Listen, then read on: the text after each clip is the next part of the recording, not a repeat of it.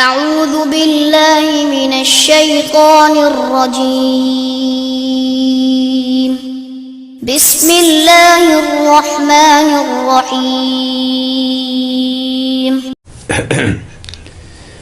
السلام علیکم ورحمۃ اللہ وبرکاتہ۔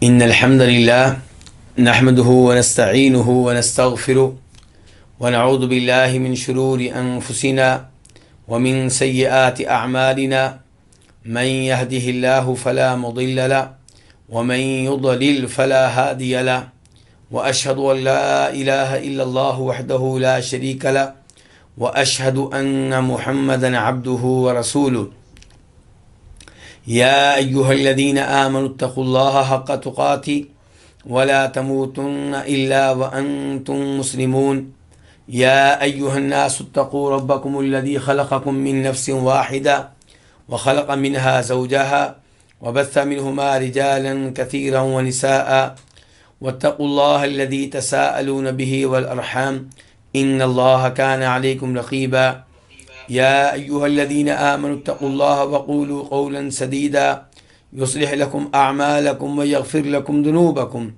ومن يطع الله ورسوله فقد فاز فوزا عظيما أما بعد فإن خير الحديث كتاب الله وخير الهدي هدي محمد صلى الله عليه وسلم وشر الأمور محدثاتها وكل محدثة بدعة وكل بدعة ضلالة وكل ضلالة في النار۔ شرح سنہ امام بربہاری رحمہ اللہ کی عظیم الشان تالیف ہے، اور آج ہم اس کا مسئلہ نمبر 52 پڑھیں گے، 52۔ اس مسئلے میں امام بربہاری فرماتے ہیں وَإِذَا طَلَّقَ الرَّجُلُ امْرَأَةً فَقَدْ حَرُمَتْ عَلَيْهِ، جب کوئی آدمی اپنی بیوی کو طلاق دے دے تو وہ اس پہ حرام ہو جاتی ہے۔ ولا تحل له، اس کے لیے حلال نہیں رہتی، حتی تنکح زوجا غیرہ، یہاں تک کہ اس کے علاوہ کسی اور سے نکاح کرے۔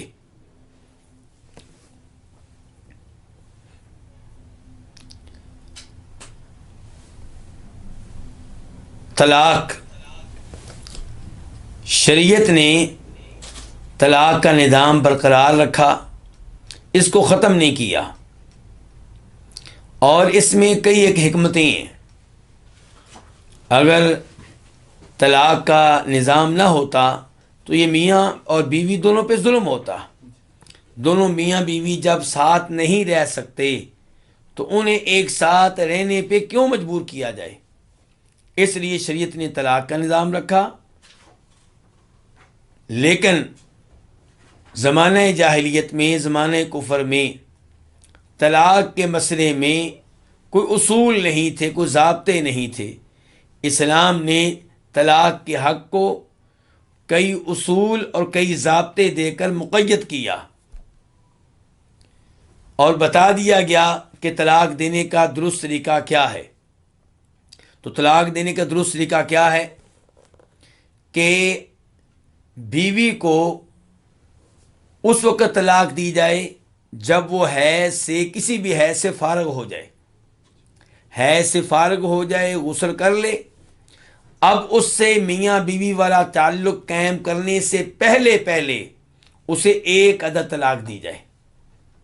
یہ کیا ہے؟ طلاق کا سنت طریقہ۔ یہ ہے طلاق کا وہ طریقہ جو شریعت کے عین مطابق ہے۔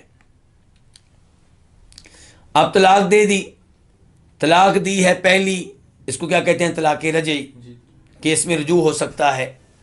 یا طلاق دی ہے دوسری، اس کو بھی کیا کہتے ہیں؟ طلاق رجعی، کہ اس میں بھی رجوع ہو سکتا ہے۔ تو طلاق رجعی دینے کے بعد عدت میں اس بیوی کو دوبارہ اپنایا جا سکتا ہے، اس سے رجوع ہو سکتا ہے عدت میں۔ اور عدت کتنی ہوتی ہے؟ 3 پیریڈ، 3 حیض۔ طلاق دیا آپ نے، اس کے بعد ایک حیض آئے گا، پھر دوسرا حیض آئے گا، پھر تیسرا حیض آئے گا۔ تو جب تیسرا حیض بھی آ جائے اور آپ نے ابھی تک رجوع نہیں کیا تو اب آپ اس سے رجوع نہیں کر سکتے، اسے نہیں اپنا سکتے۔ البتہ عدت کے بعد نیا نکاح ہو سکتا ہے اسی خامن سے، یہ میں بات کر رہا ہوں پہلی طلاق کی، یہ میں بات کر رہا ہوں دوسری طلاق کی. اور اگر تیسری طلاق بھی دے دی گئی تو اب عورت عدت کے ایام گزارے گی، لیکن اب رجوع نہیں ہو سکتا، اب سلو نہیں ہو سکتی. اب عدت کے ایام گزارنے کے بعد وہ کسی اور جگہ نکاح کر سکتی ہے.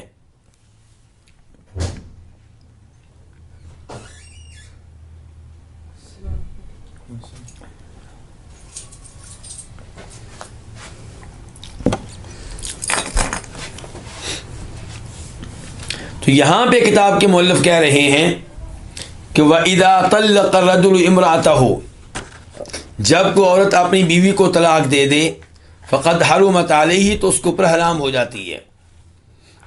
حرام کب ہوگی؟ جب آخری طلاق ہوگی.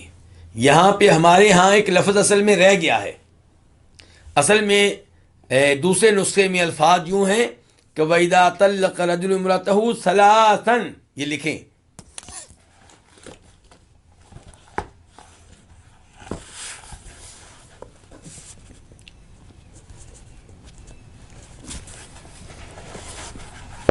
اب میں نے کیا ہوا کہ اگر مرد اپنی بیوی کو 3 طلاقیں دے دے، تیسری طلاق دے دے، تو یہ اس کے اوپر حرام ہوگی. پہلی طلاق کے بعد عورت خامند پہ حرام نہیں ہوتی، بلکہ شریعت چاہتی ہے کہ ان کا رجوع ہو جائے، یہ میاں بیوی والا تعلق قائم کر لیں، ان کی صلح ہو جائے. لیکن یہاں پہ بات ہو رہی ہے تیسری طلاق کی. تیسری طلاق بھی دے دی ہے تو اب یہ عورت اس خامند کے اوپر کیا ہو گئی؟ یہ حرام ہو گئی ہے. ولا تحل له، اب یہ اس کے لیے حلال نہیں ہے حتیٰ کہ نکاح کرے کسی اور خامند سے. سب سے پہلے یہاں پہ ہم دیکھیں گے سورہ بقرہ کی آیت نمبر 229 اور 230 کی طرف. اللہ تعالیٰ فرماتے ہیں الطلاق مرتان، طلاق 2 مرتبہ ہے. طلاق 3 مرتبہ ہوتی ہے، 2 مرتبہ. تو اللہ تعالیٰ نے کیوں کہا طلاق 2 مرتبہ ہے؟ آپ کہہ رہے ہیں 3 مرتبہ. تو اس سے مراد یہ ہے کہ وہ طلاق جس کے بعد رجوع ہو سکتا ہے، وہ طلاق جس کے بعد خامند بیوی سے کیا کر سکتا ہے؟ رجوع کر سکتا ہے. وہ طلاق کتنی بار ہے؟ 2 بار. تیسری بار جو طلاق ہوگی اس کے بعد رجوع نہیں ہوگا. اسی لیے اللہ تعالیٰ کہہ رہے ہیں، دیکھیں آپ، کہ الطلاق مرتان، طلاق 2 مرتبہ ہے.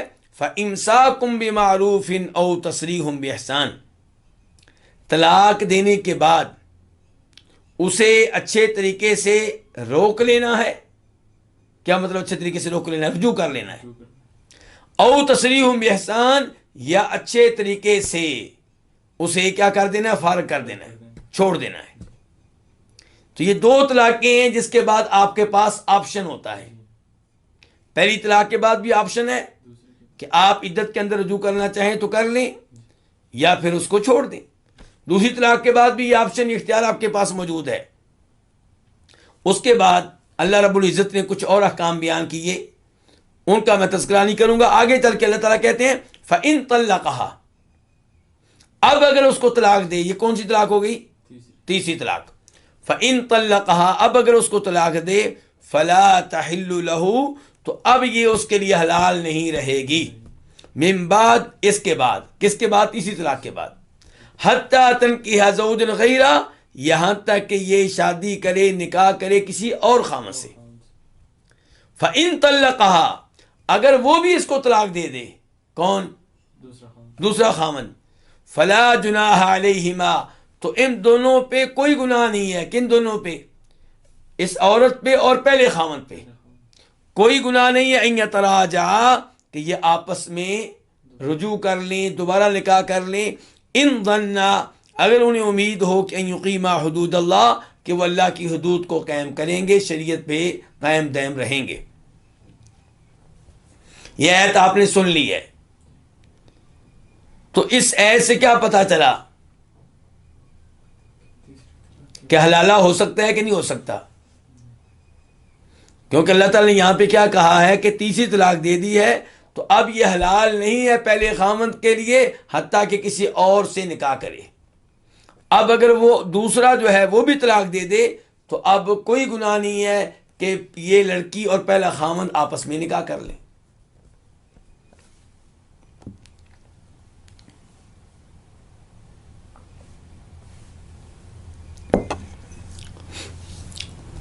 تو گزارش یہ ہے کہ وہ نکاح جس کے ذریعے طلاق یافتہ عورت پہلے خامند کے لیے حلال ہو جاتی ہے، اس کی دو شرطیں ہیں. وہ عورت جس کو کتنی طلاقیں ہو چکی ہیں؟ 3. تو وہ عورت جس کو 3 طلاقیں ہو چکی ہیں، وہ جب کسی اور سے نکاح کرے گی تو پہلے خامند کے لیے حلال ہو جائے گی. یہ نکاح جو کسی اور سے کرے گی جس کے ذریعے اس نے حلال ہونا ہے پہلے خامند کے لیے، اس کی کتنی شرطیں ہیں؟ 2. پہلی شرط کہ یہ نکاح صحیح ہو، ظاہری طور پہ بھی باطنی طور پہ بھی.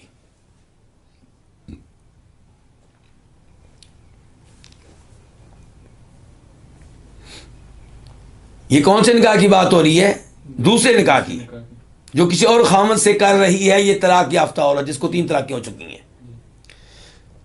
تو یہ نکاح کون سا ہو؟ صحیح نکاح ہو، ظاہری طور پہ بھی باطنی طور پہ بھی. کیا مطلب ہے ظاہری طور پہ نکاح صحیح ہو؟ اس کا مطلب یہ ہے کہ نکاح کی تمام شرائط اور ارکان پائے جائیں. یعنی کہ یہ جو دوسرا نکاح کر رہی ہے وہ نکاح اس کا کون کر رہا ہو؟ اس کا ولی، اس کا باپ کر رہا ہو. باپ نہیں ہے تو دادا کر رہا ہو، دادا نہیں ہے تو اس کا بھائی کر رہا ہو، بھائی نہیں ہے تو چچا کر رہا ہو. اور 2 گواہ بھی موجود ہوں عادل قسم کے، حق مہر بھی ہو. تو یہ یعنی کہ صحیح نکاح ہو.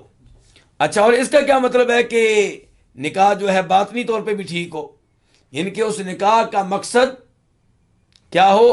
ایک فیملی کے طور پہ، خاندان کے طور پہ زندگی گزارنا ہو. اس کا مقصد کیا ہو؟ اولاد لینا ہو.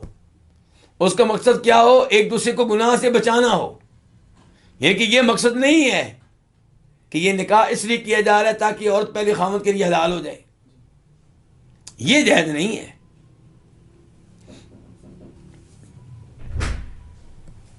اب سوال پیدا ہوتا ہے کہ یہ جو شرط آپ نے لگا دی ہے، کیا شرط آپ نے لگائی ہے کہ نکاح کون سا ہونا چاہیے؟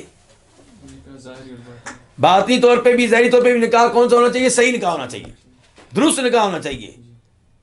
اگر آپ سے پوچھیں ہمارے بھائی جن کا فقہ حنفی سے تعلق ہے، کیونکہ فقہ حنفی کے علماء کرام ان کے ہاں حلالہ بھی پایا جاتا ہے. کیا پایا جاتا ہے؟ حلالہ کہتے کس کو ہیں؟ میرے کئی بھائیوں اور بہنوں کو معلوم ہی نہیں ہوگا حلالہ کہتے کس کو ہیں، کیونکہ الحمدللہ جو ہمارے درس میں شریک ہیں یہ ایسی چیزوں سے ویسے ہی بچے ہوئے ہیں. تو حلالے کا مقصد یہ ہے کہ پہلے خامد نے باری باری کتنی طلاقیں دے دیں؟ 3 طلاقیں دے دیں. کتنی طلاقیں دے دی ہیں؟ 3. اب یہ عورت پہلے خامد کی طرف جانا چاہتی ہے اور وہ آدمی بھی چاہتا ہے کہ ہماری صلح ہو جائے، بچے ہیں ہمارے، مسائل ہیں ہمارے. تو اب کسی اور مرد سے نکاح کیا جاتا ہے جس کا مقصد صرف یہ ہے کہ یہ عورت پہلے خامد کے لیے حلال ہو جائے. یہ کہ دوسرے نکاح کا مقصد آپس میں میاں بیوی کے طور پہ ہمیشہ ہمیشہ کے لیے رہنا نہیں ہے. دوسرے نکاح کا مقصد یہ نہیں ہے کہ آپس میں ایک ساتھ رہیں گے، اولاد لیں گے، میاں بیوی کی طرز کے طور پہ زندگی گزاریں گے، بلکہ صرف مقصد یہ ہے کہ پہلے خامد سے کے لیے کیا ہو جائے؟ حلال ہو جائے. تو یہ صحیح نکاح نہ ہوا، یہ باطنی طور پہ نکاح صحیح نہ ہوا. اور اللہ نے جس نکاح کی بات کی ہے وہ شرعی نکاح ہے یا غیر شرعی نکاح ہے؟ وہ تو شرعی نکاح ہے. اللہ نے اس نکاح کی بات کی ہے جو درست نکاح ہے. اللہ نے کہا کہ یہ طلاق یافتہ عورت جس کو 3 طلاقیں ہو چکی ہیں پہلے خامند کے لیے تب حلال ہوگی جب کسی اور سے نکاح کرے. تو اللہ تعالیٰ جس نکاح کی بات کر رہے ہیں وہ 2 نمبر نکاح نہیں ہے، وہ شرعی نکاح ہے، درست نکاح ہے. اس سے مراد وہ نکاح نہیں ہے جو دھوکے کے لیے ہو. اب پہلی وضاحت میں نے ایسے کی آپ کے سامنے کہ اس سے ایسے مراد کون؟ قرآن میں جب نکاح کا لفظ آئے گا تو اس سے مراد کون سا نکاح ہوگا؟ شرعی نکاح ہوگا. دوسرے نمبر پہ اس کی تائید احادیث سے بھی ہوتی ہے. یہ جناب پہلی حدیث ہے جسے روایت کرنے والے ہیں عبداللہ بن مسعود رضی اللہ تعالیٰ عنہ.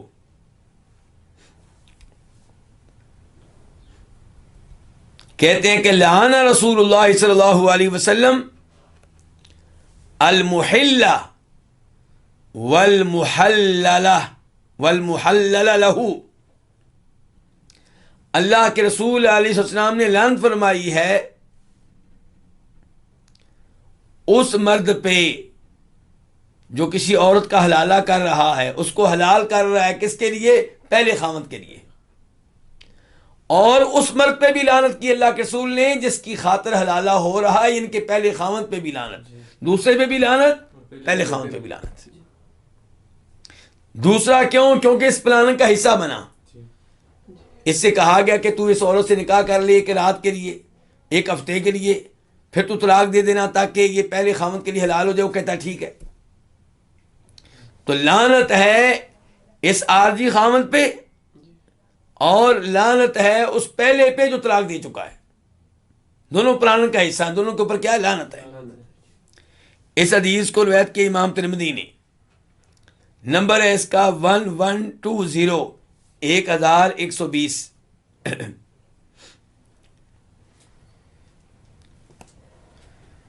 اور اسی حدیث کو روایت کرتے ہیں جناب علی،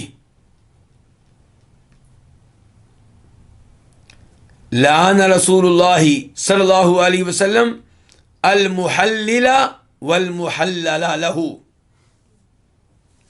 اللہ کے رسول علیہ الصلوۃ والسلام نے لعنت کی ہے طلاق یافتہ عورت کو پہلے خاوند کے لیے حلال کرنے کی خاطر نکاح کرنے والے مرد پہ، یعنی کہ دوسرا خاوند، عارضی خاوند. والمحلل لہ، اور اس پہ بھی لعنت کی جس کی خاطر حلالہ ہو رہا ہے، جس کی خاطر یہ دوسرا نکاح کیا جا رہا ہے.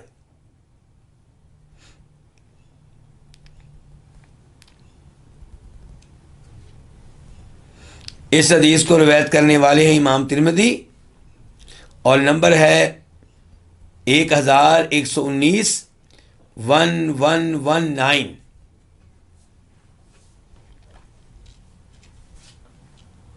اور ابن ماجہ 1935.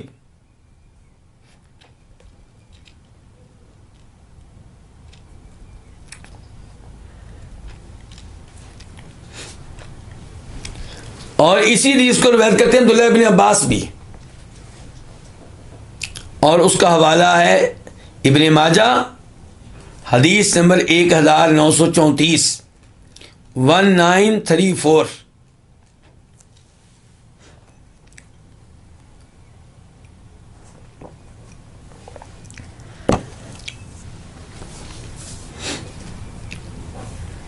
اندازہ کریں کہ اس حدیث کو روایت کرنے والے کتنے صحابی ہیں؟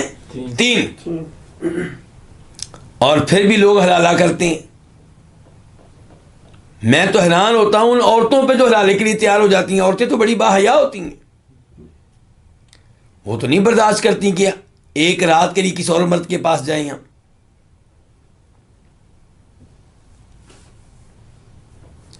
اس کے بعد ایک اور حدیث نوٹ کریں جس سے معلوم ہوگا کہ یہ حرکت کتنی بری حرکت ہے. عقبہ بن عامر جوہنی رضی اللہ عنہ سے روایت ہے کہ فرمایا نبی کریم صلی اللہ علیہ وسلم نے، الا اخبرکم بالتیس المستعار، کیا میں تمہیں کرائے کے سانڈ کے بارے میں نہ بتاؤں؟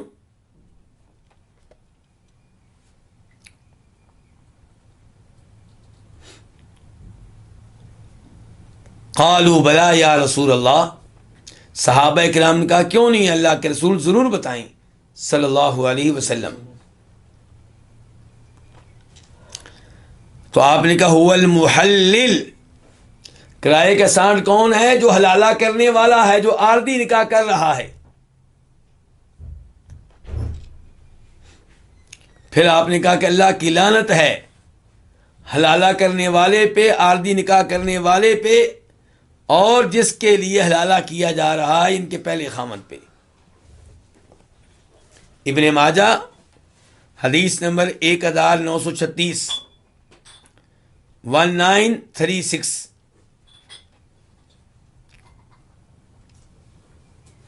اتنی احادیث کے بعد بتائیے کوئی گنجائش رہتی ہے حلالہ کی؟ الحمدللہ اہل حدیث سلفی لوگ اس معاملے میں بھی احادیث کو سینے سے لگائے ہوئے ہیں. ہمارے دوسرے بھائی یہاں پہ بھی تعویل سے کام لیتے ہیں, چور راستہ نکال لیتے ہیں. اللہ ان لوگوں کو ہدایت دے, اور اس کی وجہ سے اسلام بدنام ہوتا ہے, کیونکہ یہ عارضی جس کو نکاح کہا جا رہا ہے یہ زنا کی شکل ہے. نکاح کے نام پہ زنا ہے.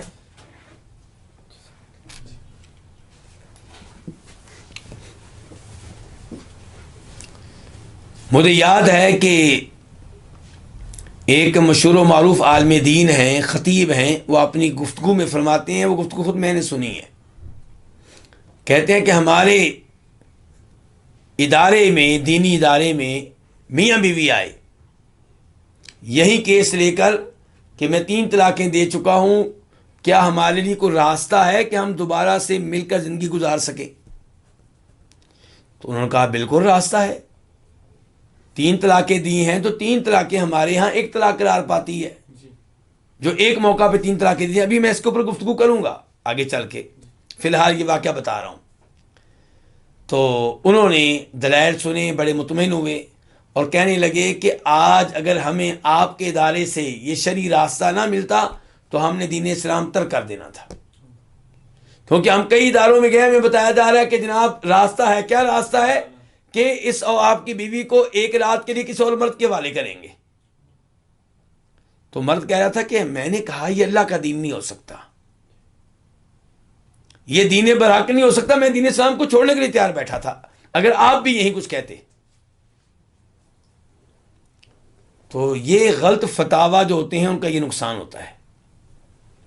تو بہرحال ہم بیان کر رہے تھے کیا شرائط, کس چیز کی شرائط؟ اس نکاح کی جس نکاح کے بعد طلاق یافتہ عورت جس کو 3 طلاقیں ہوئی ہیں پہلے خاوند کے لیے حلال ہو سکتی ہے. تو پہلی شرط کیا تھی کہ وہ نکاح کون سا ہو؟ 2 نمبر نہ ہو, شرعی نکاح ہو, صحیح نکاح ہو, جس کا مقصد یہ ہو کہ یہ بیوی, یہ عورت اور اس کا نیا خاوند ہمیشہ ہمیشہ کے لیے ایک ساتھ زندگی گزاریں گے.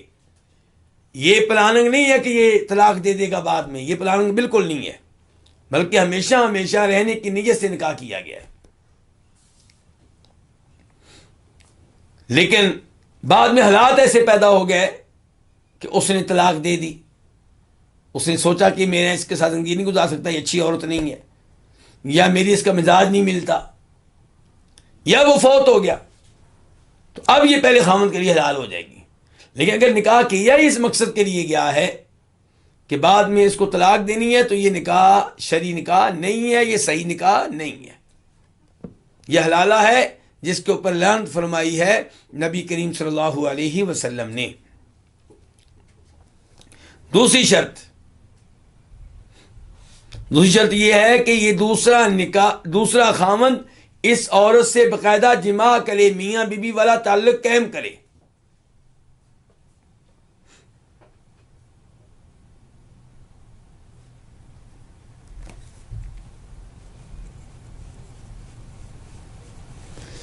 اس شرط کا کیا مقصد ہے جی؟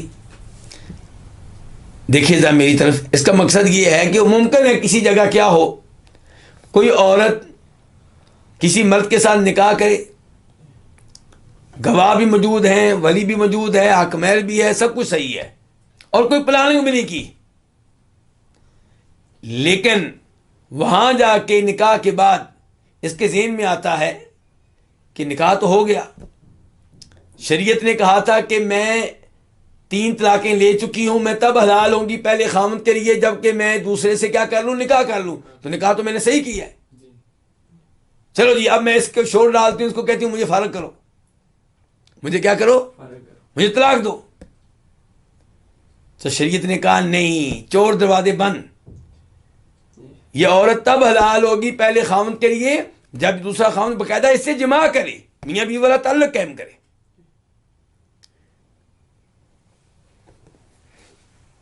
اور اس دوسری شرط پہ تقریباً علماء کرام کا کیا اتفاق ہے، اور اس کی تائید احادیث سے بھی ہوتی ہے۔ چنانچہ سیدہ عائشہ روایت کرتی ہیں کہ رفاع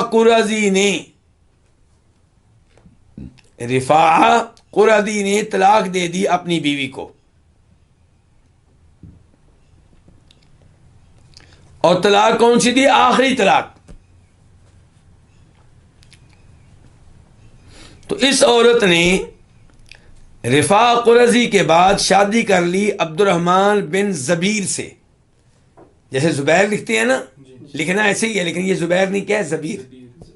عبد الرحمن بن زبیر سے شادی کر لی۔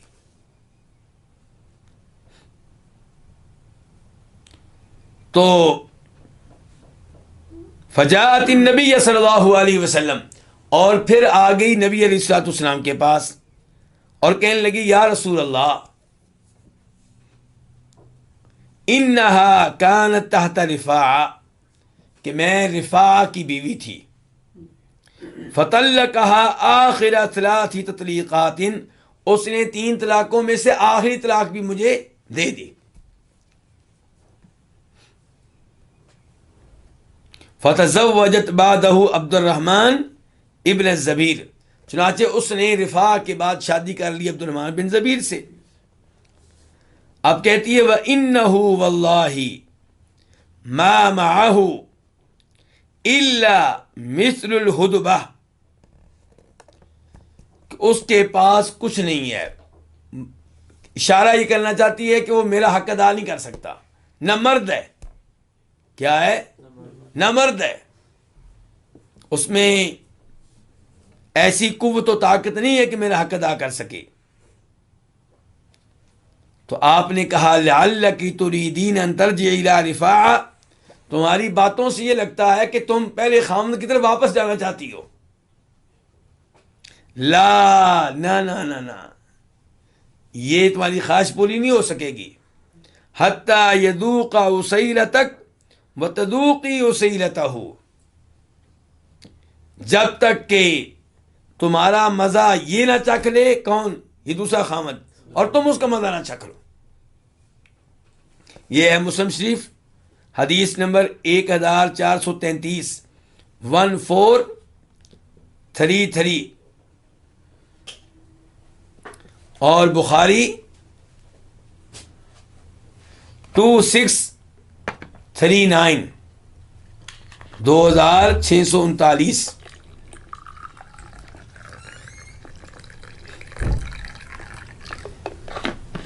تو خلاصہ کلام کیا ہے پھر؟ کہ شرطیں کتنی ہو گئیں؟ 2۔ یعنی کہ جس عورت کو 3 طلاقیں ہو گئی ہیں وہ آپ کسی اور سے شادی کرے، بھول جائے پہلے خامد کو، لیکن پہلے خامد سے اس کا نکاح ہو سکتا ہے اگر یہ 2 شرطیں پوری ہو جائیں، خود بخود پوری ہو جائیں۔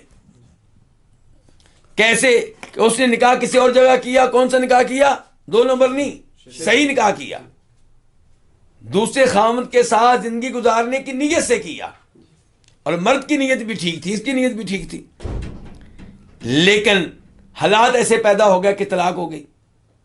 اور پھر یہ ہے کہ دوسرے خامد نے جمع بھی کر لیا تھا، اب اگر اس کو طلاق ہوتی ہے تو اب یہ پہلے خامد کے لیے کیا ہو جائے گی؟ حلال ہو جائے گی، یعنی کہ اب اس کا اس سے نکاح کرنا نئے سرے سے کیا ہوگا؟ ٹھیک ہوگا، جائز ہوگا۔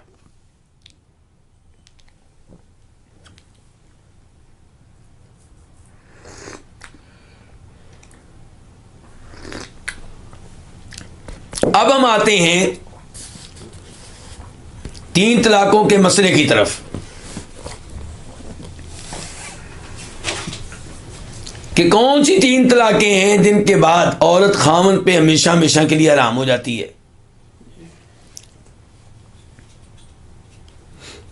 کئی ایک علماء کرام یہ رائے رکھتے ہیں کہ کسی بھی طریقے سے 3 طلاقیں دی جائیں تو عورت کیا ہو جائے گی؟ حرام ہو جائے گی، اس کو وہ فارغ ہو جائے گی پہلے خامد سے، چاہے وہ کہے تجھے طلاق ہے، تجھے طلاق ہے، تجھے طلاق ہے۔ کتنی بار کہا ہے؟ 3 دفعہ۔ اور ایک ہی مجلس میں کہا ہے. یا کہے تجھے 3 طلاقیں ہوگی، تجھے میں 3 طلاقیں دیتا ہوں، اب کیا ہوگی؟ فارغ ہوگی، کہانی ختم ہوئی اس کی. ہمارے حنفی علماء کرام بھی یہی فتویٰ دیتے ہیں،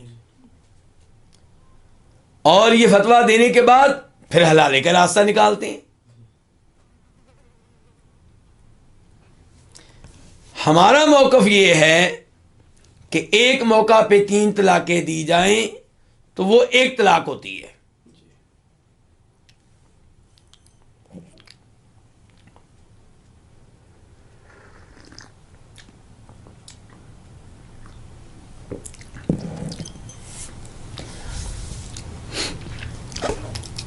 دلیل کیا ہے؟ مسلم شریف کی حدیث ہے، نمبر ہے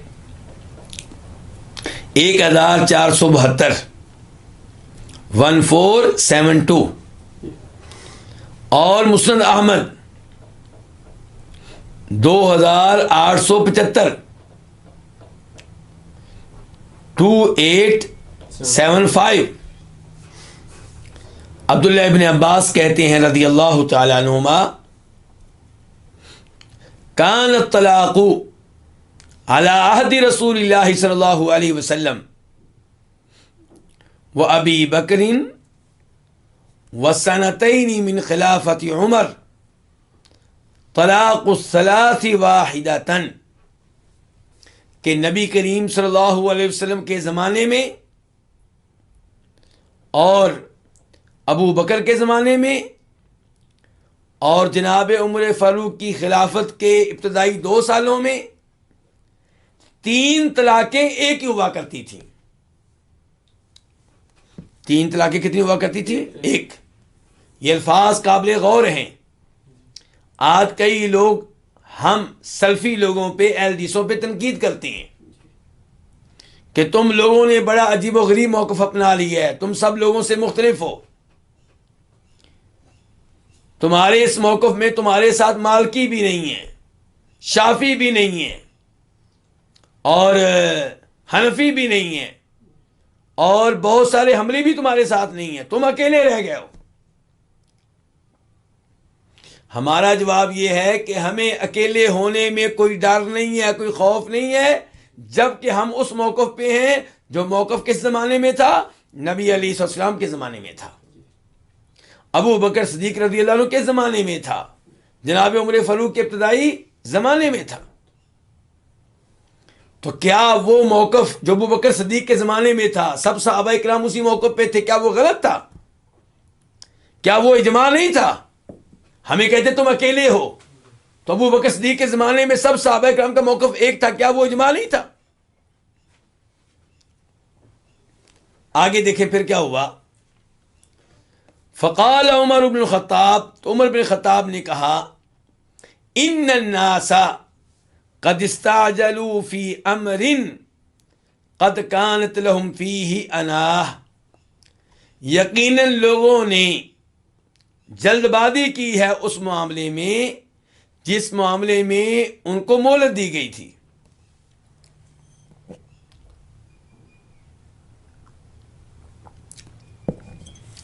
کیا مطلب ہے جی اس جملے کا؟ میں نے آج کے درس کے آغاز میں بتایا تھا کہ طلاق دینے کا سنت طریقہ یہ ہے کہ آپ حیض میں طلاق نہ دیں، تب دیں جب آپ کی وائف حیض سے فارغ ہو کر غسل کر چکی ہو، تو آپ ہم بستری کرنے سے پہلے جماع کرنے سے پہلے طلاق دیں، اور 1 طلاق دیں. یہ ہے سنت طلاق. اگر حیض میں طلاق دی جائے تو وہ کون سی طلاق ہے؟ وہ غیر سنی طلاق ہے، ان کی بدعتی طلاق ہے. طلاق دینے کا طریقہ غلط ہے، اگرچہ اس کو شمار کیا جائے گا، لیکن طلاق دینے کا وہ سنت طریقہ نہیں ہے. آپ کی عورت، آپ کی بیوی نفاس میں ہے، ولادت کے بعد کے ایام ان میں خون آتا ہے حیض کے علاوہ، اس کو کہتے ہیں نفاس کا خون، ان ایام میں آپ طلاق دیتے ہیں تو یہ طلاق جو ہے ہو جائے گی، لیکن طلاق دینے کا طریقہ یہ درست نہیں ہے. اب ایک ہی موقع پہ 3 طلاقیں دینا، یہ بھی طلاق دینے کا درست طریقہ نہیں ہے. لیکن کیا یہ بھی 3 ہو جائیں گی؟ یہاں پہ حنفی لوگ کہتے ہیں، دیوبندی حضرات کہتے ہیں، بریلوی کہتے ہیں عام طور پہ کہ جب 3 دی ہیں تو 3 ہو جائیں گی. ہم کہتے ہیں نہیں ہوں گی. وہ کہتے ہیں کیوں؟ ہم کہتے ہیں یہ حدیث ہے مسلم شریف کی، مسند احمد کی. عبداللہ ابن عباس بتا رہے ہیں کہ نبی کریم صلی اللہ علیہ وسلم کے زمانے میں، ابو بکر صدیق کے زمانے میں، عمر فاروق کے ابتدائی زمانے میں 3 طلاقیں کتنی شمار ہوتی تھی؟ 1. پھر عمر فاروق نے کہا کہ لوگ 3 اکٹھی دیتے کیوں ہیں؟ جب سنت طریقہ یہ ہے کہ ایک موقع پہ کتنی طلاقیں دیں؟ 1. پھر کبھی جھگڑا ہو، ضرورت پڑے تو آپ دوسری طلاق دیں. ایک ہی موقع پہ 3 طلاقیں دیتے کیوں ہیں؟ تو عمر فاروق کہنے لگے ان الناس، بے شک لوگوں نے قد استعجلوا، یقیناً جلد بازی سے کام لیا ہے، فی امر، ایسے معاملے میں، قد کانت لہم فیہ انا، جس میں ان کے لیے کیا تھی؟ مہلت تھی. فلو امضیناہ علیہم، تو اگر ہم 3 کو ہی ان پہ نافذ کر دیں، جتنی دیر ہے اتنی ہم شمار کریں. پہلے کہا اگر ہم ایسا کر لیں، پھر کیا کیا؟ امضاہ علیہم، پھر شمار کر دیا. کہا کہ عہد کے بعد جو 3 طلاقیں دے گا ہم اس کو 3 ہی شمار کریں گے. تو اب بتائیے جناب عمر فاروق نبی ہیں یا رسول؟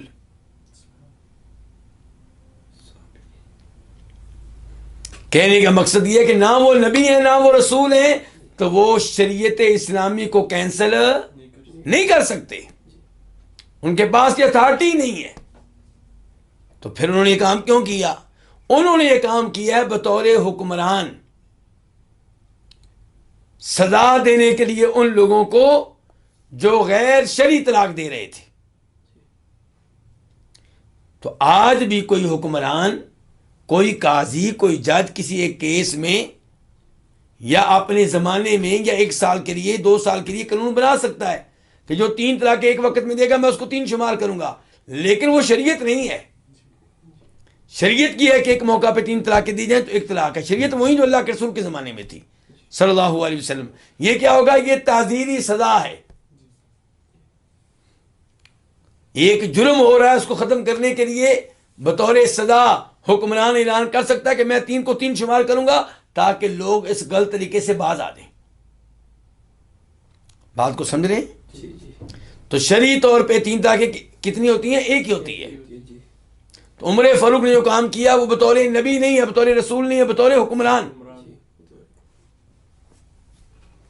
تو صحیح بات یہ ہے کہ ایک موقع پہ 3 طلاقیں دی جائیں تو وہ 1 طلاق شمار ہوتی ہے. اسی لیے اللہ تعالیٰ نے قرآن میں کیا کہا ہے؟ شروع میں ہم نے پڑھی تھی طلاق مرتان، طلاق 2 مرتبہ دینی ہے، 1 مرتبہ نہیں. 1 مرتبہ دی گئی 3 طلاقوں کو 3 شمار کر کے ہم اس ایت میں دیے گئے حکم کی خلاف ورزی کرتے ہیں.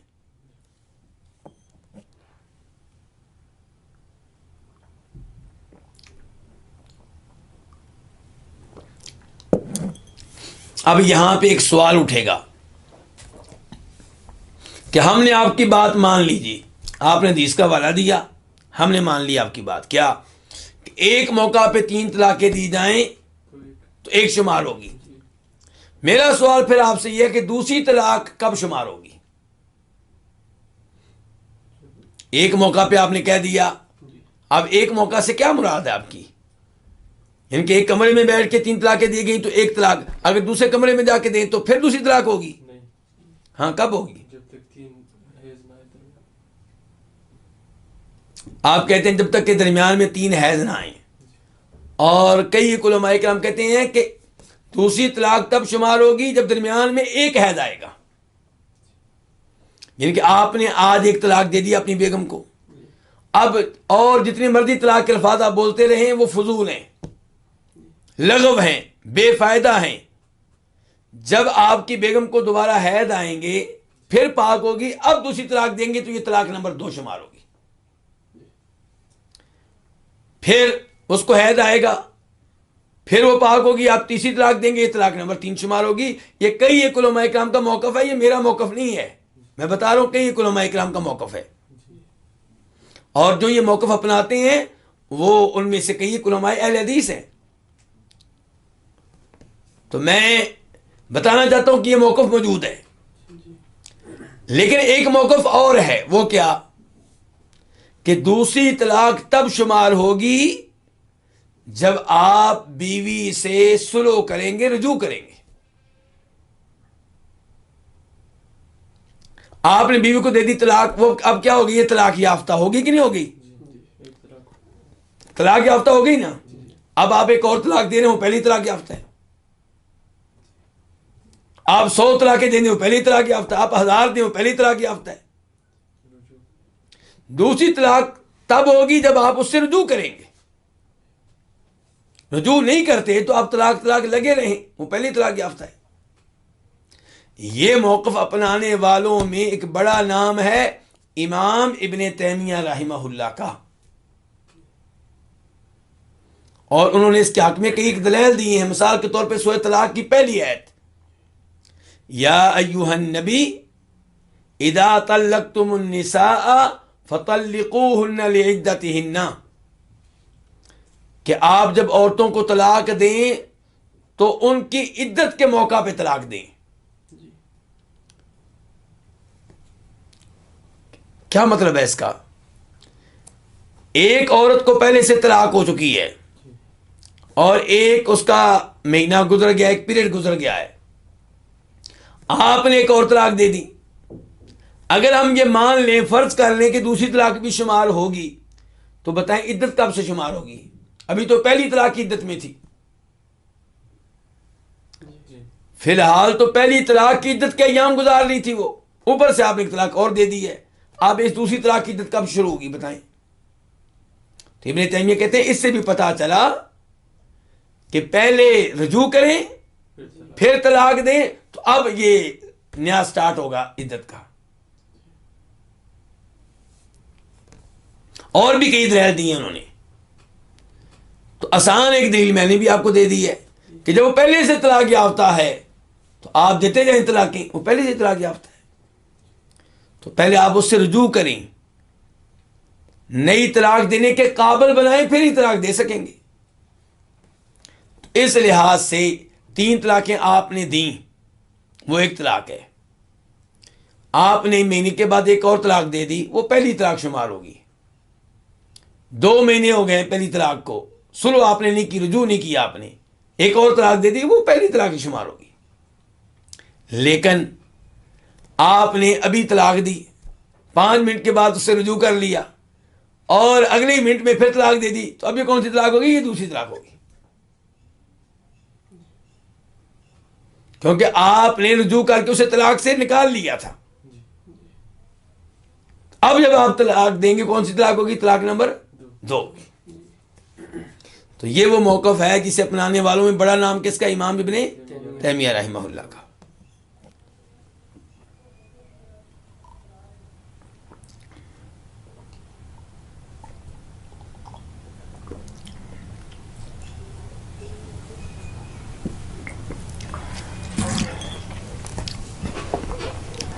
اب آخری بار امام بربہاری کی یہ بات پھر پڑھتے ہیں۔ کیا کہتے ہیں امام بربہاری؟ کہتے ہیں وَإِذَا طَلَّقَ الرَّجُلُ امْرَأَتَهُ ثَلَاثًا، جب کوئی آدمی اپنی بیوی کو دے کتنی طلاقیں؟ 3، فَقَدْ حَرُمَتْ عَلَيْهِ، تو وہ اس کے اوپر حرام ہو جاتی ہے۔ وَلَا تَحِلُّ لَهُ، اور اس کے لیے حلال نہیں ہوتی یہاں تک کہ وہ نکاح کرے کسی اور خامد سے۔ تو اب وہ عورت جس کو ایک ہی موقع پہ 3 طلاقیں ہوئی ہیں، جب ہمارے پاس آئے گی ہم اس سے کہتے ہیں کہ بھئی تمہاری طلاق ہوئی ایک ہے، تم اگر عدت کے اندر ہو کہ کیس طلاق کا نیا ہے، 1 مہینہ ہوا، 2 مہینے ہوئے، تم ابھی رجوع کر سکتے ہو آپس میں، ہم رجوع کر سکتا ہے۔ اور اگر تم لوگوں کی عدت مکمل ہو گئی ہے، 3 پیریڈ مکمل ہو گئے ہیں، تو پھر آپ لوگوں کا نیا کیا ہو سکتا ہے؟ نکاح ہو سکتا ہے، کیونکہ طلاق کتنی ہوئی ہے؟ 1 ہوئی ہے۔ لیکن یہ ہمارے بھائی کیا کہتے ہیں؟ جی طلاقیں ہوئی ہیں 3، حدیث کو نظر انداز کر دیتے ہیں، پھر حلالے کا فتویٰ دیتے ہیں، تو حلالے کی وجہ سے اس حدیث کو نظر انداز کر دیتے ہیں جس میں آیا کہ حلالہ کرنے والا کروانے والا دونوں پہ کیا لعنت ہے۔ ادھر بھی حدیث سے گئے، ادھر بھی حدیث سے گئے، تو کامیاب وہ ہے جو اہل حدیث بن جائے، حدیث پہ عمل کرنے والا بن جائے، اہل حدیث، حدیث والا، حدیث پہ عمل کرنے والا جو بن جائے وہ کامیاب ہے۔ سب ائمہ کرام کا احترام کریں، امام مالک کا، امام شافعی کا، امام احمد کا، امام ابو حنیفہ، ان سب پہ اللہ کی رحمتیں، سب کا احترام کریں، لیکن جہاں پہ حدیث آ جائے حدیث کو لیں، وہاں پہ دائیں بائیں نہ دیکھیں۔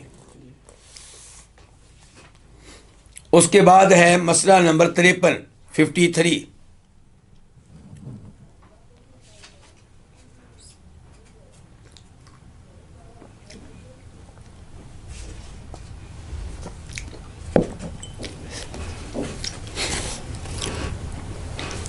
ولا يحل دم امرئ مسلم يشهد ان لا اله الا الله ويشهد ان محمدا عبده ورسوله الا باحدى ثلاث۔ کسی مسلمان مرد کا خون حلال نہیں ہے۔ مسلمان مرد کا خون حلال نہیں، کیا مطلب؟ اس کو قتل کرنا جائز نہیں ہے، یہ مراد ہے۔ کسی مسلمان مرد کا خون حلال نہیں ہے۔ کون سا مسلمان؟ یشہد، جو یہ شہادت دیتا ہو، جو یہ اقرار کرتا ہو کہ اللہ کے علاوہ کوئی معبود برحق نہیں، اور اس بات کا بھی اقرار کرتا ہو کہ محمد اللہ کے بندے ہیں اور اللہ کے رسول ہیں صلی اللہ علیہ وسلم۔ الا باحدى ثلاث، مگر 3 اسباب میں سے کسی ایک سبب سے مسلمان کا خون حلال ہو جائے گا، اسے قتل کرنا جائز ہو جائے گا، ورنہ اسے قتل کرنا جائز نہیں ہے۔ اب وہ 3 اسباب کون سے ہیں جن کی وجہ سے قتل کرنا جائز ہو جائے گا؟ نمبر 1، زنن بعد احسان، شادی کر لینے کے بعد زنا کرنا، او مرتدن بعد ایمان، یا ایمان لانے کے بعد کوئی مرتد ہو جائے، ایمان لانے کے بعد دین اسلام چھوڑ دے، او قتل نفسا مؤمنة بغیر حق، یا کوئی قتل کر ڈالے کسی مومن جان کو بغیر حق، ناجائز طور پہ، فَيُقْتَلُ، تو اسے قتل کیا جائے گا، بھی اس کے بدلے میں، اس کی وجہ سے۔ وما سوا ذالک، اور جو اس کے علاوہ ہے، یہ 3 حالات بتائے گا جب مسلمان کا خون حلال ہو جاتا ہے، اسے قتل کرنا جائز ہو جاتا ہے، اور جو اس کے علاوہ ہے تو فدم المسلم علی المسلم حرام ابدا، تو مسلمان کا خون مسلمان پہ ہمیشہ ہمیشہ کے لیے حرام ہے، حتی تقوم الساعہ، یہاں تک کہ قیامت قائم ہو جائے، قیامت تک حرام رہے گا۔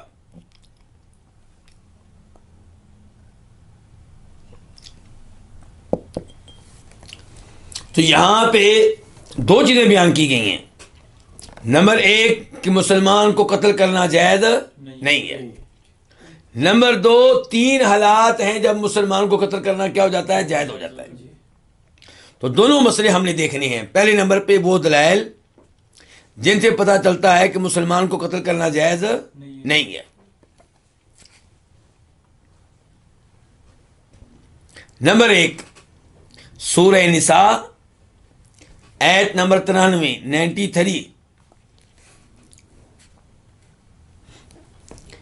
وَمَن يَقْتُلْ مُؤْمِنًا مُتَعَمِّدًا فَجَزَاؤُهُ جَهَنَّمُ خَالِدًا فِيهَا وَغَضِبَ اللَّهُ عَلَيْهِ وَلَعَنَهُ وَأَعَدَّ لَهُ عَذَابًا عَظِيمًا، کہ جو کوئی قتل کرے کسی مومن کو متعمدن قصدن، تو اس کا ٹھکانہ کیا ہے؟ جہنم، خالدن فیہا، جہنم میں ہمیشہ ہمیشہ رہے گا۔ وغضب اللہ علیہ، اس کا رب اس پہ ناراض ہو چکا، ولعنہ، اس کا رب اس پہ لعنت کر چکا، اور اس نے اس کے لیے، یعنی کہ اللہ تعالیٰ نے ایسے قاتل کے لیے عذاب عظیم تیار کر رکھا ہے۔ ہاں جی، اندازہ کیجیے چھوٹا گناہ ہے کہ بڑا گناہ ہے؟ بہت بڑا گناہ، جس کی وجہ سے جہنم، جس کی وجہ سے رب آپ پہ ناراض، جس کی وجہ سے رب کی لعنتیں برسیں گی، جس کی وجہ سے عذاب عظیم تیار ہے۔ اسے اندازہ کر لیں کہ کسی مسلمان کو قتل کرنا کتنا بڑا جرم ہے، کتنا بڑا گناہ ہے۔ اس کے بعد حدیث بخاری شریف نمبر 1739، 1739، راوی ہے عبداللہ ابن عباس رضی اللہ تعالی عنہما، کہتے ہیں کہ ان رسول اللہ صلی اللہ علیہ وسلم خطب الناس یوم النحر، نبی صلی اللہ علیہ وسلم نے حج میں قربانی والے دن خطبہ دیا۔ قربانی والا دن کون سی تاریخ ہوتی تھی؟ 10 تاریخ۔ فقال، تو آپ نے کہا، یا ایھا الناس، اے لوگو، ای یوم ھذا، آج کون سا دن ہے؟ قالوا یوم حرام، آج حرمت والا دن ہے، بڑا مقدس دن ہے، قابل احترام دن ہے۔ اسے بدلا کہ 10 ذی الحجہ کا دن بہت عظیم دن ہے، اور دوسری حدیث سے معلوم ہوتا ہے کہ یہ سال کے تمام دنوں کا سردار ہے۔ قال فأی بلد ھذا، مجھے بتاؤ یہ کون سا شہر ہے جہاں پہ ہم کھڑے ہیں؟ قالوا بلد حرام، کہنے لگے بڑی حرمت والا شہر ہے، قابل احترام شہر ہے، مقدس شہر ہے۔ تو آپ نے کہا فأی شہر ھذا، یہ مہینہ کون سا ہے؟ قالوا شہر حرام، مہینہ بھی حرمت والا ہے۔ حرمت والے مہینے کتنے ہیں اسلام میں؟ 4۔ کون کون سے؟ شوال، ذوالقعدہ، نہیں شوال نہیں، معذرت، ذوالقعدہ، ذی الحجہ، محرم، یہ 3 کیا ہو گیا ایک ساتھ؟ ذوالقعدہ، ذی الحجہ، محرم ایک ساتھ، اور رجب۔ تو ذی الحجہ کا مہینہ حرمت والا مہینہ ہوا نا۔ قال، تو آپ نے کہا، اب جب آپ گفتگو کر رہے تھے تو کتنی حرمتیں جمع ہو گئیں؟ 3، دن بھی حرمت والا، جگہ بھی حرمت والی، مہینہ بھی حرمت والا۔ تو آپ نے کہا فَإِنَّ دِمَاءَكُمْ وَأَمْوَالَكُمْ وَآرَاضَكُمْ عَلَيْكُمْ حَرَامٌ كَحُرْمَةِ يَوْمِكُمْ هَذَا فِي بَلَدِكُمْ هَذَا فِي شَهْرِكُمْ هَذَا، تمہارا خون، تمہارا مال، تمہاری عزت تم پہ حرام ہے، تم پہ حرام ہے۔ میرا مال میرے اوپر حرام ہے، یعنی کہ آپ کے مسلمان بھائی کا مال آپ کے لیے حرام ہے، حلال نہیں ہے، آپ اس کو استعمال نہیں کر سکتے۔ آپ کے مسلمان بھائی کا خون آپ کے لیے، آپ پہ حرام ہے، آپ کے لیے حلال نہیں ہے، آپ اس کو قتل نہیں کر سکتے، زخمی نہیں کر سکتے۔ آپ کے مسلمان بھائی کی عزت آپ کے لیے حرام ہے، آپ کسی کی بےعزتی نہیں کر سکتے، کسی کی توہین نہیں کر سکتے۔ تو فرمایا تمہارا خون، تمہارا مال، تمہاری عزت تم پہ حرام ہے، جیسے آج کا دن حرام ہے، جیسے آج کا دن حرمت والا ہے، جیسے یہ شہر حرمت والا ہے، اور جیسے یہ مہینہ حرمت والا ہے۔ اندازہ کریں کہ مسلمان کو قتل کرنا، اس کا خون نکالنا، زخمی کرنا کتنا بڑا جرم ہے، اور لوگ فخر کر رہے ہوتے ہیں میں نے اتنے بندے مارے ہیں، میں نے فلاں آدمی کو زخمی کر دیا۔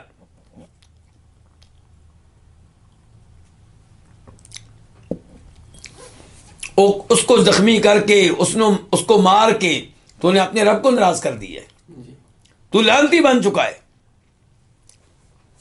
فَأَعَادَهَا مِرَارًا، آپ نے یہ الفاظ کئی بار دہرائے۔ کون سے الفاظ؟ کہ مسلمان کی عزت کیا ہے، آپ پہ، آپ کے لیے حرام ہے کہ آپ کسی کو بھی عزت نہیں کر سکتے، اس کا خون حرام ہے، اس کا مال حرام ہے۔ ثم رفع رأسه، پھر آپ نے اپنا سر اٹھایا، فقال، اور آپ نے کہا اللہم حل بلغت، اے اللہ کیا میں نے پہنچا دیا تیرا پیغام؟ اللہم حل بلغت، اللہ کیا میں نے تیرا پیغام پہنچا دیا؟ تو دوسری روایات میں آتا ہے کہ لوگوں نے گواہی دی کہ بالکل اے اللہ کے رسول آپ نے پیغام پہنچا دیا۔ ابن عباس کہتے ہیں جو اس حدیث کے راوی ہیں، والذی نفسی بیدہ، انہا لوصیتہ الی امتہ، اس ذات کی قسم جس کے ہاتھ میں میری جان ہے، بے شک یہ آپ کی وصیت ہے آپ کی امت کو۔ کیا وصیت؟ کہ کسی کو آپ نے قتل نہیں کرنا، کسی کا خون نہیں بہانا، کسی کے مال پہ قبضہ نہیں کرنا، کسی کی بےزتی نہیں کرنی۔ فَلْيُبَلِّغِ الشَّاهِدُ الْغَائِبُ، اللہ کے رسول فرماتے ہیں صلی اللہ علیہ وسلم، جو حاضر ہیں وہ میری باتیں ان تک پہنچا دیں جو غیر حاضر ہیں، جو یہاں پہ موجود نہیں ہیں۔ لا ترجعوا بعدی کفارا، میرے بعد کافر نہ بن جانا۔ کیا مطلب؟ کہ یضرب بعضکم رقاب بعض، کہ ایک دوسرے کو قتل کرنے لگو۔ اس سے پتہ چلا مسلمان کو قتل کرنا یہ کافروں کا کام ہے، مسلمان کا کام نہیں کہ مسلمان کو قتل کرے۔ تو جو کسی مسلمان کو قتل کرتا ہے وہ حرکت کر رہا ہے جو کافروں والی حرکت ہے، اور آپ نے کہا تھا میرے بعد یہ کام نہ کرنا۔ تو اس حدیث سے بھی پتہ چلا کہ مسلمان کو قتل کرنا جائز نہیں ہے۔ اس کے بعد ایک اور حدیث لیں، ابو سعید خدری اور ابو ہریرہ دونوں اس کے راوی ہیں۔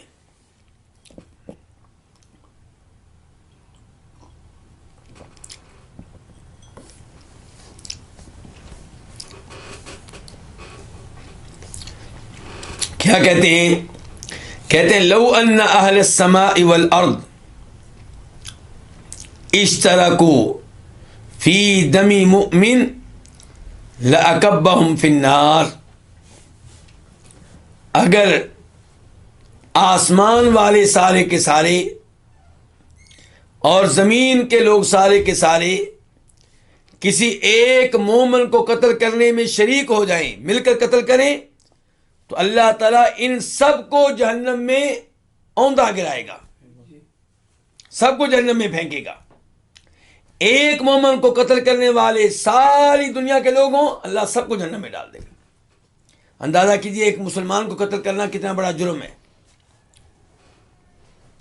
اور لوگ معمولی سی بات پہ مسلمان کو قتل کر دیتے ہیں، ایک موبائل اس سے لینے کے لیے، ایک موبائل پہ قبضہ کرنے کے لیے 10,000 روپے کی خاطر اس کو قتل کر دیتے ہیں بیچارے کو۔ حدیث کے نمبر لکھوا چکا ہوں میں، ترمذی شریف، نمبر کیا ہے؟ 1398 1398۔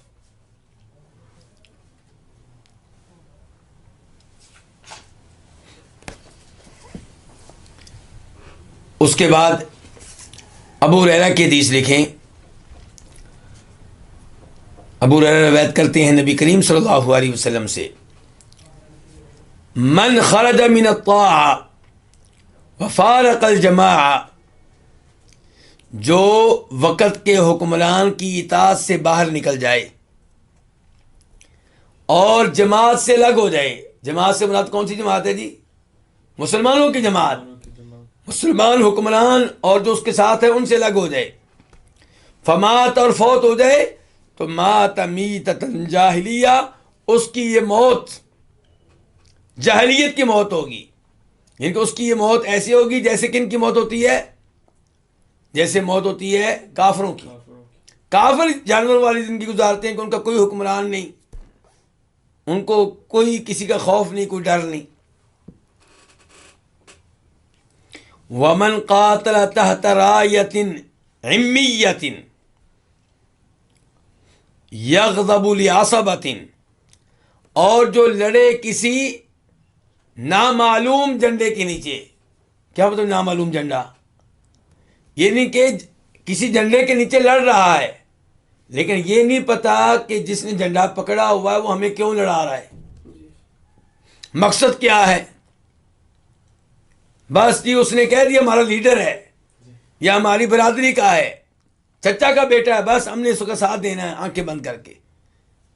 تو جو لڑے کسی اندھے جھنڈے کے نیچے، کسی نامعلوم جھنڈے کے نیچے، یغضب لعصبۃ، وہ غصے میں آ جائے، لعصبۃ رشتہ داروں کی خاطر، عصبیت کی خاطر، او یدعو الی عصبۃ، یا دعوت دے عصبیت کی طرف، او ینصر عصبۃ، یا عصبیت کی مدد کرے، فقتل، اور ہو جائے قتل، فقتلۃ جاہلیہ، اس کی موت زمانہ جاہلیت کی موت ہوگی۔ ومن خرج علی امتی، اور جو میری امت کے خلاف خروج کرے، بغاوت کرے، یضرب برہا و فاجرہا، ہر مسلمان کو قتل کرے چاہے وہ نیک ہو چاہے فاجر ہو، یعنی کہ اسے کوئی پرواہ نہیں کہ مرنے والے کا کوئی جرم ہے یا نہیں ہے. جیسے آج کل ہوتا ہے بم دھماکہ کرتے ہیں، سارے مسلمان مارے جاتے ہیں، نیک بھی، بد بھی، توحید والے بھی، بدتی بھی، سب. تو جو میری امت کے خلاف خروج کرے، نکلے، ان کے نیکوکار کو بھی مارے، فاسق و فاجر کو بھی مارے.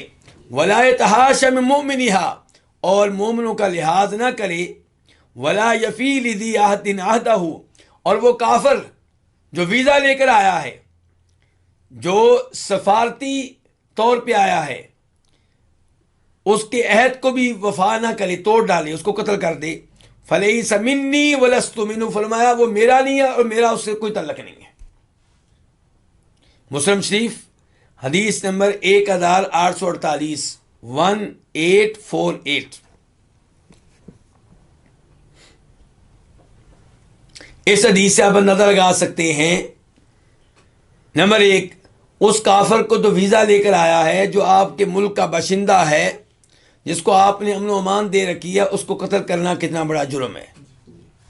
دوسرے نمبر پہ مسلمانوں کو بغیر کسی ان کے قصور کے قتل کرنا، بغیر ان کی کسی غلطی کے قتل کرنا، وہ کتنا بڑا جرم ہے. اور یہ کہ آپ کسی کا ساتھ دیں اور آپ کو معلوم نہیں وہ حق پہ ہے یا نہیں، آپ کسی کی بات مان کے دوسروں کو قتل کرنا شروع کر دیں، یہ بھی بہت بڑا جرم ہے، بہت بڑا گناہ ہے.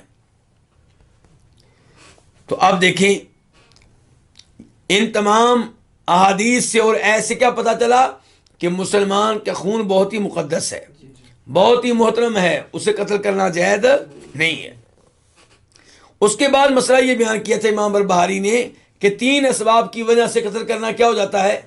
حلال ہو جاتا ہے، جائز ہو جاتا ہے. تو اس کی دلیل کیا ہے وہ لکھی. اب راوی ہیں حدیث کے عبداللہ بن مسعود رضی اللہ عنہ،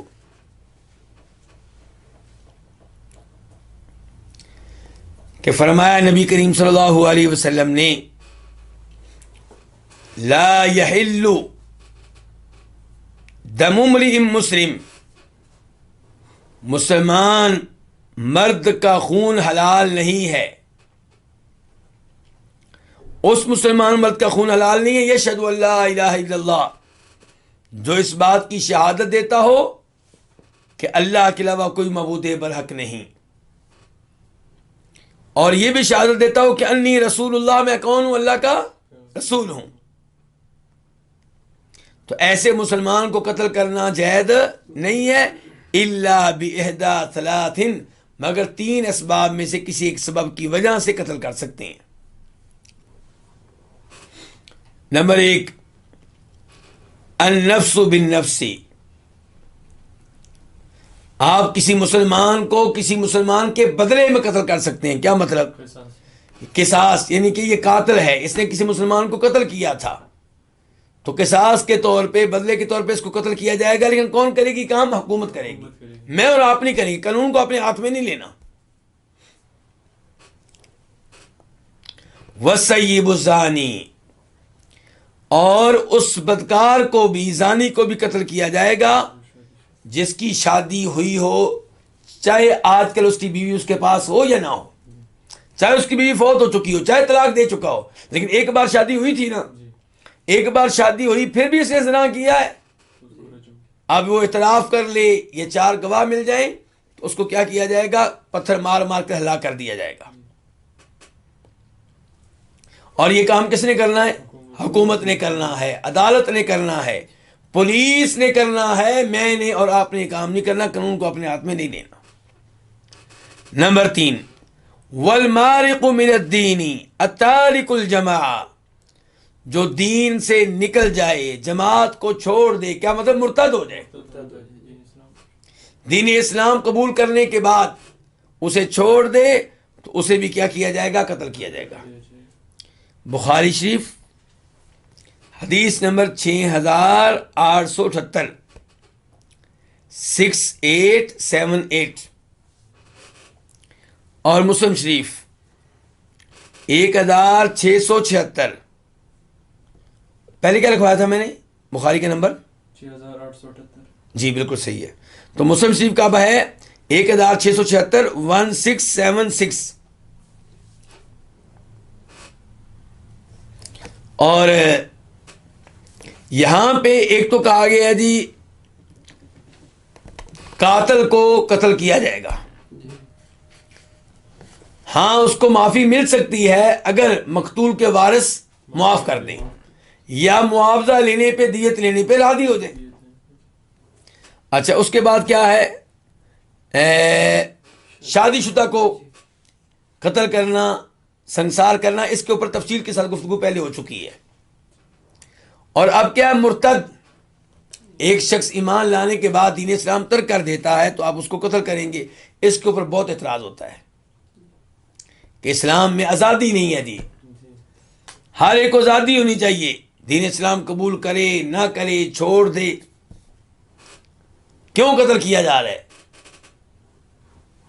تو پہلے نمبر پہ تو دلائل ہیں، ایک دلیل میں دے چکا ہوں آپ کو، دوسری دلیل لکھیں، اس کے بعد غور کریں گے مزید. یہ دلیل کیا ہے جی؟ بخاری شریف کی حدیث ہے، نمبر ہے 3017. اکرمہ سے روایت ہے کہ ان علی حرک قوما، کہ ہمارے خلیفہ راشد جناب علی نے کچھ لوگوں کو آگ لگا دی، مرتد ہو گئے تھے، ان کو کیا کر دی؟ فبلغ ابن عباس، تو یہ خبر پہنچی، یہ اطلاع پہنچی کن تک؟ عبداللہ بن عباس تک. فقال، تو کہنے لگے، لو کنت انا، اگر میں ہوتا کس کی جگہ پہ؟ جناب علی کی جگہ پہ، تو لم احرکہم، میں ان کو آگ میں نہ جلاتا. کیوں جی؟ لأن النبی صلی اللہ علیہ وسلم قال، کیونکہ فرمایا ہے نبی کریم صلی اللہ علیہ وسلم نے، لا تعذبوا بعذاب اللہ، کہ کسی کو وہ عذاب نہ دو جو عذاب اللہ دیتا ہے. تو آگ میں جلانا یہ وہ عذاب ہے جو اللہ کے ساتھ خاص ہے، تو کسی مخلوق کو حق حاصل نہیں ہے کہ دوسرے کو آگ میں جلائے. وَلَقَتَلْتُهُمْ، عبداللہ بن عباس کہتے ہیں کہ میں ان کو آگ میں نہ جلاتا لیکن قتل ضرور کرتا. کیوں قتل کیوں کرتے جی؟ کہتے ہیں کما قال النبی، کیونکہ فرمایا ہے نبی کریم صلی اللہ علیہ وسلم نے، من بدل دینہ، جو اپنا دین بدل دے، ان کے دین اسلام چھوڑ دے، فقتلوہ، سے کیا کرو؟ قتل کرو.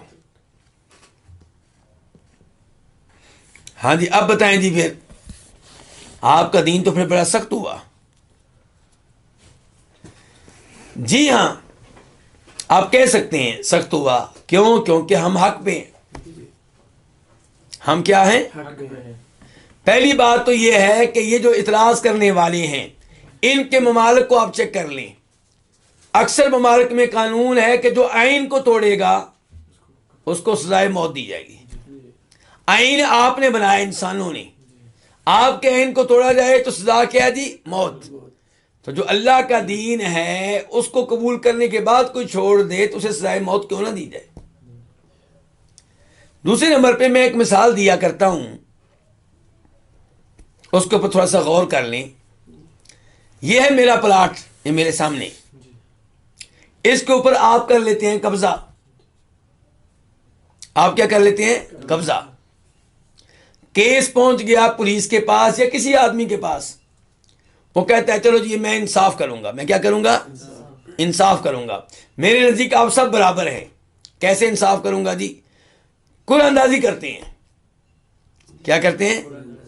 جس کے نام پہ پلاٹ نکل آیا اس کو دے دیں گے. کیوں جی؟ میں قبول کروں گا؟ یہ میں کیوں نہیں قبول کروں؟ کیونکہ میرا پلاٹ ہے، میرا حق ہے. اب دوسرے لوگ ہو سکتا ہے شور ڈالیں، وہ کہیں دیکھو یار وہ کتنے شریف آدمی ہیں، وہ مان گئے کل اندازی، یہ نہیں ماننا، بڑا شور کر رہا ہے. یہ تو میں شور اس لیے کر رہا ہوں کہ میں نے لاکھوں روپے لگا کے محنت کر کے پلاٹ خریدا ہے. میں کمپرومائز نہیں کروں گا، میں کہوں گا مجھے دیں. اور آپ ہو سکتا ہے کہیں ٹھیک ہے جب میں منظور ہے کل اندازی کر لیں. آپ کہیں گے ہو سکتا ہے بارہ نکل آئے، تو کیوں؟ آپ غلط ہیں. آپ کمپرومائز کرنے کے لیے تیار ہو جائیں گے، جو حق پہ کمپرومائز کرنے کے لیے تیار نہیں ہوگا.